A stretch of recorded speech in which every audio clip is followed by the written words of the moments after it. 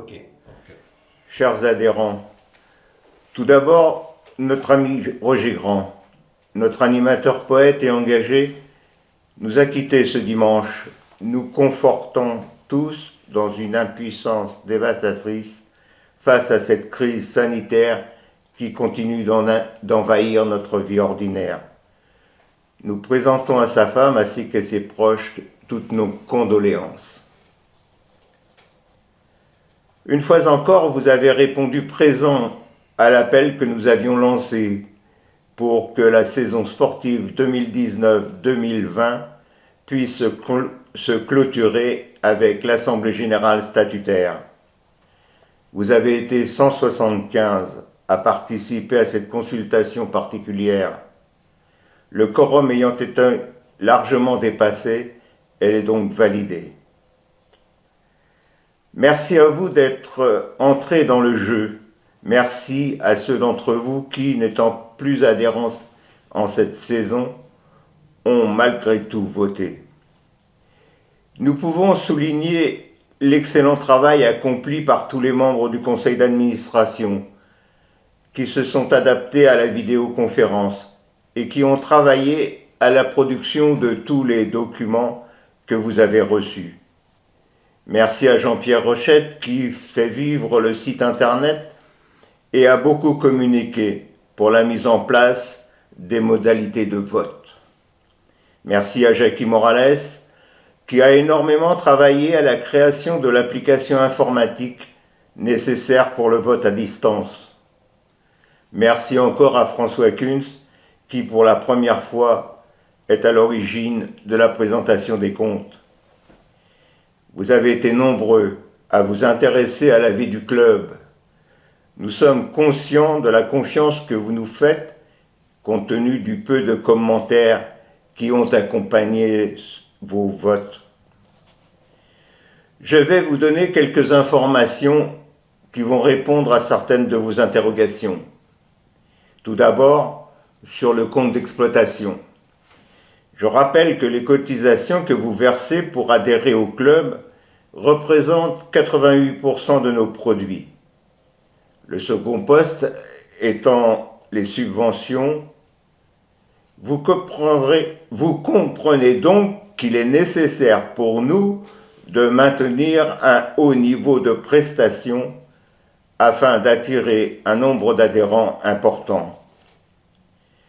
Malgré tout, la tendance est à la baisse pour tous les clubs sportifs de l'ordre de 7%, tendance qui va s'amplifier avec l'arrêt des activités à cause des restrictions de la crise sanitaire.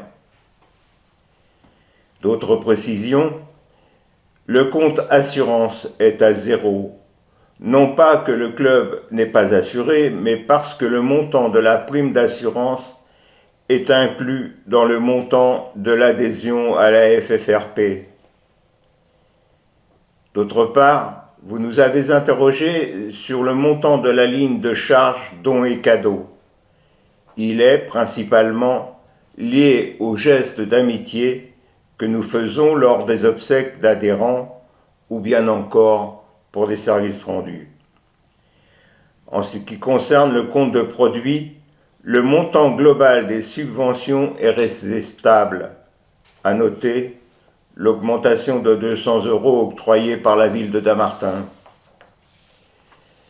Quelques mots sur le montant élevé de la trésorerie. Pour mettre en place nos différentes activités, autres que nos rendez-vous quotidiens, il nous faut faire des réservations plusieurs mois à l'avance. Réservations qui engendrent des avances de fonds importantes que l'on peut effectuer grâce à cette réserve. D'autre part, actuellement, tout le matériel du club est stocké chez le président, état de fait qui ne peut pas durer. Nous cherchons des solutions pour qu'il en soit autrement, solutions qui seront certainement onéreuses et que nous avons à l'étude actuellement.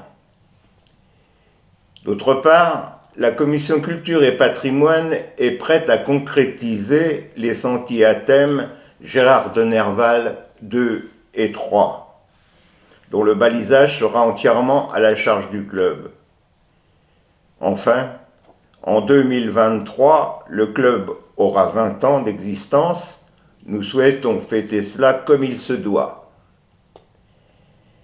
En ce qui concerne le chiffrage du bénévolat, il est difficile à évaluer. Le bénévole ne dévoile pas aisément le temps passé dans le cadre de son engagement. Pour 2019, nous avions effectué une estimation à 9200 heures de bénévolat, pour un montant total de 138 000 €. Sur la question des randonnées, parcours normal et grands parcours qui reviennent trop souvent et des randos qu'on ne fait jamais, voici la réponse de la commission calendrier parcours. Sur 2018, 2019 et 2020, soit 120 semaines actives pour parcours normal et grand parcours, 76 randonnées différentes ont été réalisées sur une centaine au catalogue à ce jour. 47 randos faites une fois, 19 randos 2 fois, 9 randos 3 fois et 2 randos 4 fois. Sur 20 randonnées non faites du catalogue, 5 sont à plus de 100 km aller-retour, 4 à plus de 80 km. On évite de mettre plus d'une randonnée éloignée par mois. 9 sont entre 50 et 60 km, 2 seulement à moins de 50 km, le parcours de Dammartin et celui de Juilly. En ce qui concerne la programmation des séjours, dans l'organisation des séjours, le plus important est d'atteindre au minimum le nombre de participants prévus dans la négociation avec le prestataire. Ça n'est pas toujours facile. Pourtant, ces voyages sont proposés à tous les membres du club, nouveaux et anciens. Il suffit de s'inscrire sans tarder. Nous ne programmons jamais 2 fois le même voyage car c'est courir le risque qu'il ne soit pas complet. Par contre, il est souvent possible, après négociation, quelques places supplémentaires sur le programme initial. Nos séjours sont toujours réussis. Programmer une nouvelle fois le même séjour ne semble pas utile, sauf exception, car la France regorge d'endroits à découvrir. Nous avons pris la décision récemment d'arrêter nos randonnées, à tort ou à raison, à cause des risques que cela faisait prendre aux adhérents et aux bénévoles. L'arrêt complet d'activité dans une structure, quelle qu'elle soit, n'est jamais bon. Lors de la reprise, retrouverons-nous nos animateurs bénévoles? Pas si sûr. C'est pourquoi je vous engage à réfléchir sur vos possibilités d'engagement au service de notre collectivité. Nous avions besoin d'animateurs, nous aurons toujours besoin d'animateurs pour relancer la machine. De confinement en déconfinement, il a fallu prendre des initiatives afin de maintenir un semblant d'activité physique et surtout de garder le contact avec nos adhérents les plus fragiles. S'adapter est bien le maître mot qui définit le fonctionnement de Goël Rando.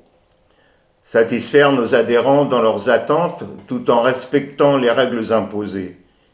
Garder le contact avec eux, continuer à travailler pour être toujours prêts, ce sont les éléments moteurs qui nous ont entraînés et nous entraînent encore aujourd'hui au conseil d'administration.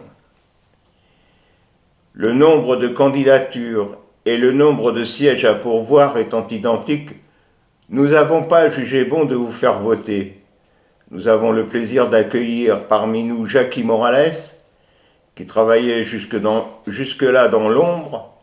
C'est lui qui est à l'origine de l'application informatique qui gère le fichier adhérent.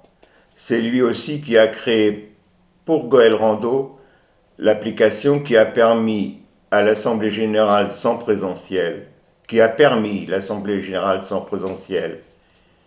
Bienvenue parmi nous. Suite à notre réunion de CA en vidéoconférence du mardi 16 février, je vous présente le nouveau CA.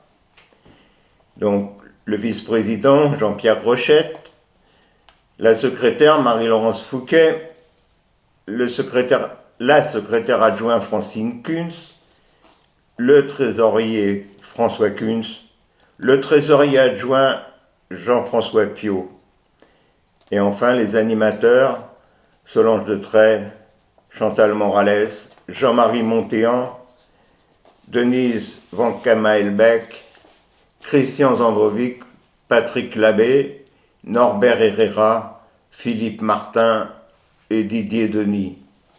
Ils sont tous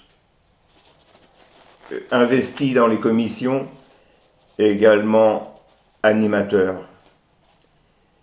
Merci de m'avoir écouté. Prenez bien soin de vous et de tous ceux que vous côtoyez.